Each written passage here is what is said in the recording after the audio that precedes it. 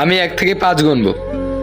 এই 5 সেকেন্ডের মধ্যে এই পৃথিবীতে আপনি সব থেকে যেই 5 জনকে বেশি ভালোবাসেন সেই 5 জনের নামটা মনে মনে নেবেন। ওকে, ভালো করে ক্লিয়ার হন।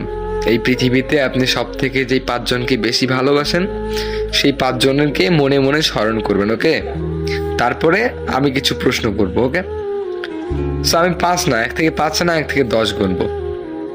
1, 2, 3, 4, 5, 6, 7, 8, 9।